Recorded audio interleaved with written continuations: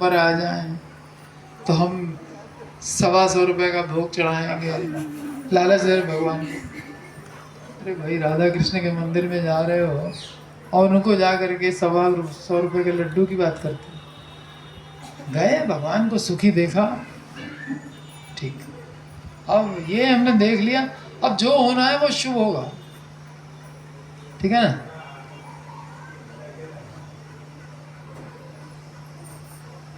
अब चाहे पास हो चाहे फेल हो, दोनों ही शुभ है मेरे लिए। चिंता बिल्कुल खत्म, चिंता नहीं करने का। तो भाव निष्काम होगा तो चिंता रहित होगा। जहां सकाम हुए, या तो कामना पूरी होगी या तो नहीं होगी।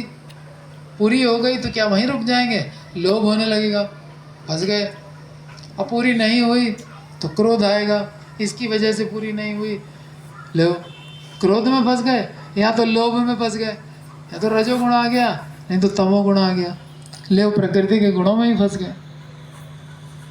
गए कहाँ थे, भगवान का दर्शन करने, कामना कर डाली। अब भगवान हमारे नौकर लगते हैं कि मेरी सब कामना पूरी करते रहेंगे। भाई, कामना पूरी करना नौकर का काम है कि मालिक का? मालिक कहेगा जाओ एक गिलास पानी ले आओ, तो नौकर पानी ला के देगा। मालिक का काम है आज्ञा देते रहना। ये क्या कि हम मंदिर गए और भगवान को कह रहे हैं भगवान पास करा देना, भगवान नौकर लगते हैं हमारे? नहीं, निष्काम होना चाहिए। भगवान तुम जो करोगे हम उसमें खुश हैं, पास करो फेल करो। हॉस्पिटल में कोई एडमिट है हमारा बहुत प्रिय, भगवान से प्रार्थना करके भगवान उसको ठीक कर दो। अरे, आप जो करोगे ठीक करोगे, ये विश्वास करो। आप मेरे सुहृद हो, आप उठा लोगे उसको तो ठीक, वापस घर लौटा दोगे स्वस्थ करके तो ठीक। हम दोनों स्थिति में खुश हैं, तुमको खुश देखना चाहते हैं बस, मेरी वजह से तुम्हें कोई कष्ट ना। ये सब छोटी मोटी प्रार्थनाएं छोड़नी पड़ेंगी।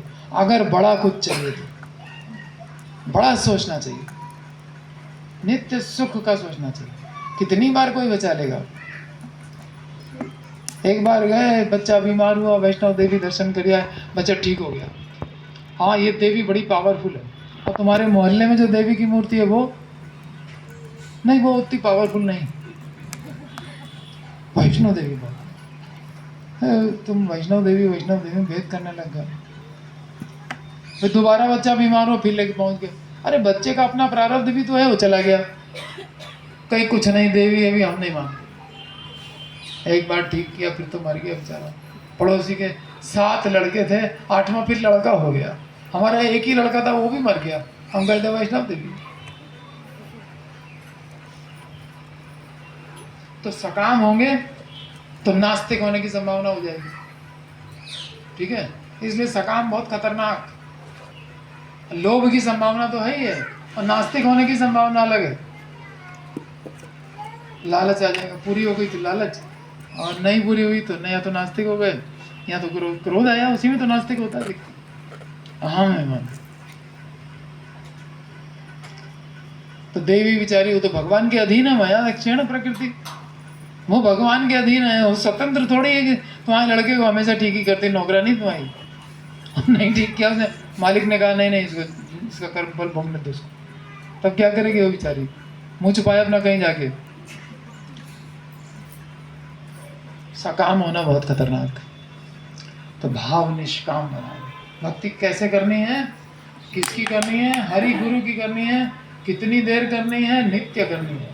हरि हरि कौन है? राधा गोविंद।